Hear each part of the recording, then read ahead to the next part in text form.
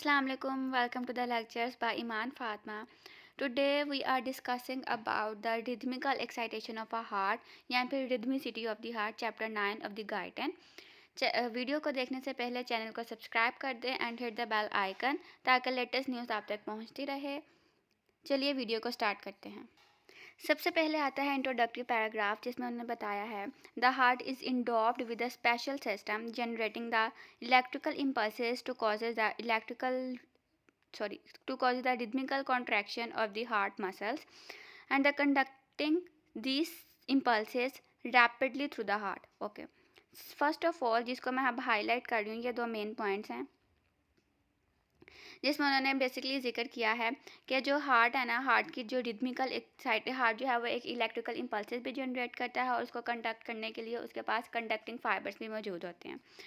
Okay, and the next one paragraph is when this system function normally, the atria contract about 1/6 of the second head of the ventricle contract, which allows the filling of the ventricle before they pump blood through the lungs and the peripheral circulation.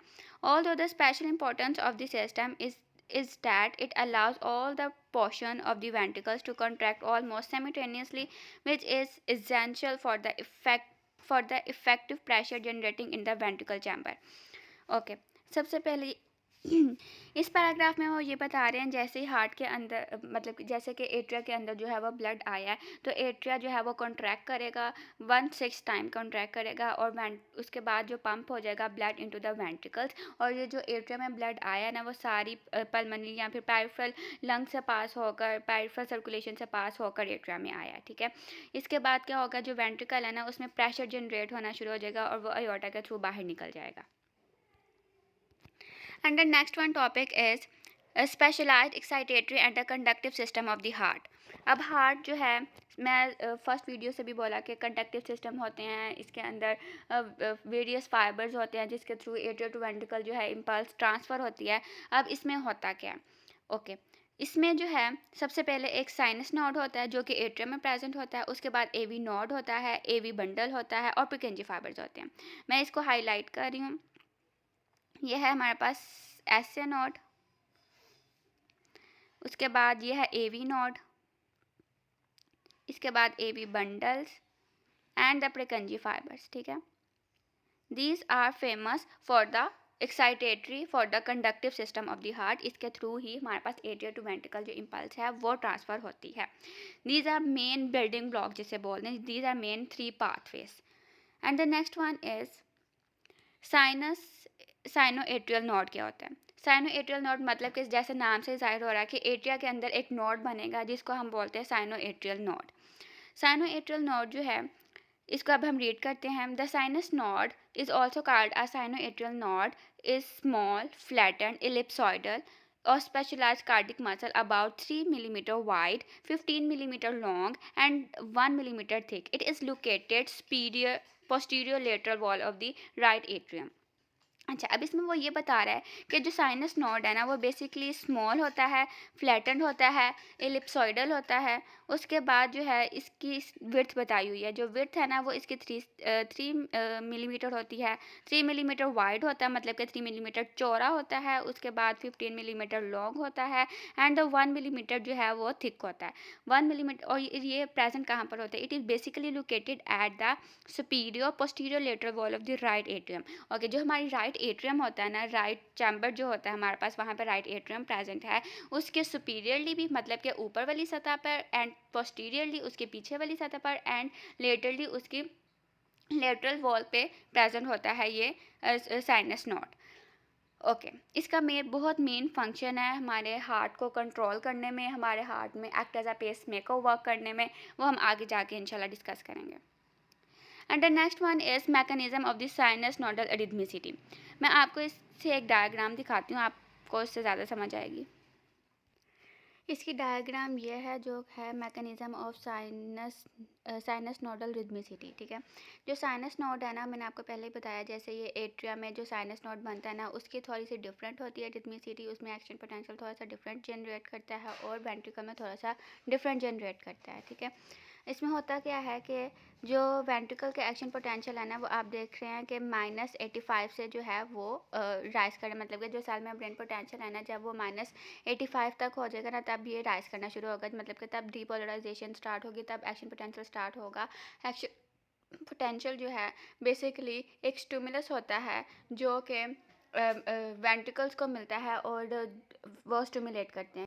लेकिन ये जो sinus node है ना, मतलब कि जो heart के muscle है ना, उसमें तो ऑटो रिदमिसिटी होती है, ठीक है, उसमें कोई स्टिमुलस की ज़रूरत नहीं होती। उसमें सिर्फ ये होता है कि जैसे ही जो साइनस नोड की अभी मैं बता रही हूँ, साइनस नोड में कैसे एक्शन पोटेंशियल इनिशिएट करता है, उसकी रिदमिसिटी जो है वो कैसे क्रिएट होती है। ये जो मैंने आपको ब्लू से शो किया है ना, सोडियम और पोटाशियम, ठीक है, ये वाला जो एरिया है ना, ये अब मैंने तो बोला वेंट्रिकल में -85 से स्टार्ट होता है, लेकिन जो साइनस नोड का होता है ना, इसमें लीकनेस ऑफ सोडियम, ये लीकनेस ऑफ सोडियम और कैल्शियम की वजह से जो एक्शन पोटेंशियल है ना, वो इनिशिएट होता है -42 -55 मिलीवोल्ट होगा सेल मेम्ब्रेन का पोटेंशियल, तब एक्शन पोटेंशियल स्टिमुलेट होगा, तब ये राइज करना शुरू, तब थ्रेशोल्ड जो है वो क्रिएट होगा। अब ये सोडियम और जो पोटाशियम आयंस है ना, सोडियम और कैल्शियम आयंस हैं, इनकी लीकनेस की वजह से क्या होगा कि सोडियम सेल के अंदर सोडियम कम होता जाएगा और बाहर ज़्यादा होता जाएगा। बाहर इसकी नेगेटिविटी जो है, बाहर इसकी कंसंट्रेशन ज़्यादा होगी और अंदर कम होती जाएगी, जिसकी वजह से इसका मेम्ब्रेन पोटेंशियल जो है वो -40 तक हो जाएगा।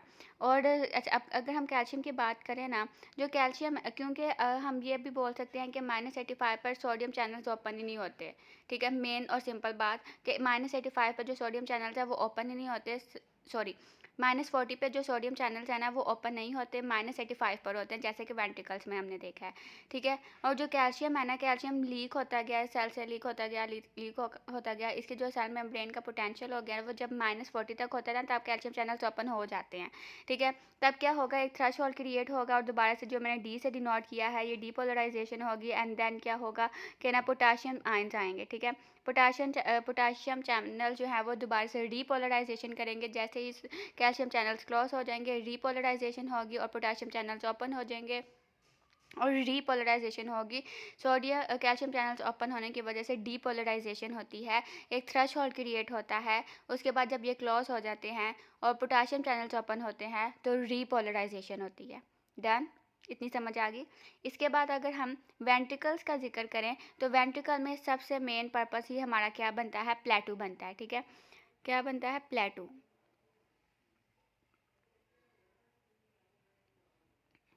ठीक है, प्लेटू बनता है जो कि साइनस नोड में नहीं बनता। ओके, इसमें होता है क्या, सोडियम चैनल जो है -85 पर स्टार्ट हुआ, ठीक है, वही डीपोलराइजेशन हुई, दोबारा से क्या हुआ, डीपोलराइजेशन, सोडियम चैनल्स क्लोज हो गया, दोबारा से थोड़ी सी डीपोलराइजेशन हुई पोटाशियम चैनल्स ओपन होने की वजह से, एंड देन कैल्शियम चैनल की वजह से दोबारा से क्या होना शुरू होगी, depolarisation and then depolarisation and then repolarisation होगी closure of the calcium ions की वजह से, ठीक है। ये मैंने हार्ट के चैप्टर पार्ट 1 में डिस्कस किया, चैप्टर 9 में सेक्शन ए की वीडियो में मैंने सारा एक्शन पोटेंशियल जो है वो डिस्कस किया हुआ है, और जो लोग मुझसे पूछ रहे थे कि एक्शन पोटेंशियल का बता दें, वो काइंडली वीडियो देख लें एक बार, उसमें मैंने सारा डिस्कस किया हुआ है। अब आगे चलते हैं, इसमें लिखा क्या हुआ है। Okay, the cardiac muscle has the three main types of the membrane ion channels that play an important role in causing the voltage changes of the action potential.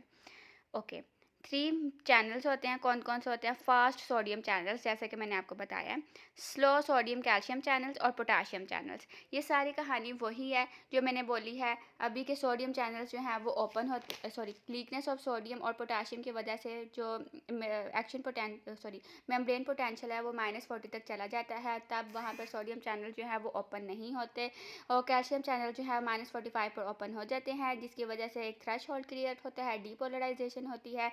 इसके बाद कैल्शियम चैनल्स जो है वो क्लोज हो जाते हैं, and then potassium channels open होते हैं और रीपोलराइजेशन का प्रोसेस होता है, ठीक है। इसमें कोई प्लेटफॉर्म नहीं होता। और जो अगर हम वेंट्रिकल्स की बात करें तो वेंट्रिकल में -85 से सेल मेम्ब्रेन का जब सेल मेम्ब्रेन का एक्शन पोटेंशियल -45 होगा, यहाँ पे उसका -45 मिली वोल्ट, -85 मिली वोल्ट होगा, तब एक थ्रेशोल्ड क्रिएट होगा, डीपोलराइजेशन होगी, सोडियम चैनल्स ओपन होंगे, इसके बाद सोडियम चैनल जब क्लोज होंगे थोड़ी सी डीपोलराइजेशन होगी, जब स्लो रीपोलराइजेशन होगी पोटाशियम चैनल्स की वजह से, तो वो ओपन होंगे और पोटाशियम बाहर जाना शुरू हो जाएगा। इसके बाद कैल्शियम चैनल्स जो हैं स्लो कैल्शियम चैनल्स ओपन होंगे जिसकी वजह से प्लेटो बनेगा, एंड देन कैल्शियम चैनल्स जब क्लोज हो जाएंगे दोबारा से रीपोलराइजेशन का फाइनोमेना आ जाएगा। This is all about ventricles. Ventricles में क्या होता है और साइनस नोड में क्या होता है, उसकी रिदमिसिटी कैसे क्रिएट होती है, इस सारे पैराग्राफ में ये लिखा हुआ है। Self excitation of the sinus node, इसकी मेन प्रॉपर्टी ही सेल्फ एक्साइटेशन है। इसको कोई स्टिमुलस की ज़रूरत नहीं होती। ये सेल्फ एक्साइट होता है जब मेम्ब्रेन पोटेंशियल जो है -40 तक पहुंच जाता है। अब वो पहुंचता कैसे है -40 तक, वही मेन बात मैं आपको दोबारा से बता रही हूँ। लीकनेस ऑफ सोडियम और पोटाशियम की वजह से जो है, लीकनेस ऑफ सोडियम और लीकनेस ऑफ सोडियम और कैल्शियम की वजह से जो क्रिएट होता है ना एक्शन पोटेंशियल, वो -40 तक पहुंच जाता है। ठीक है, सोडियम और कैल्शियम की लीकनेस की वजह से सोडियम तो नहीं एक्साइट कर सकता बिकॉज उसका एक्शन पोटेंशियल -85 पे होता है, लेकिन जो कैल्शियम है उसका -40 तक होता है, तब वो एक्साइट करते हैं और थ्रेशोल्ड जो है वो क्रिएट होता है। अब यहाँ से रीड कर लेते हैं। Because of the high sodium concentration in the extra cellular matrix outside the nodal fibres as well as the moderate number of the already open calcium channels, positive sodium ions move inside किधर गया, move inside where they move from the outside. The fiber normally tends to leak to the inside,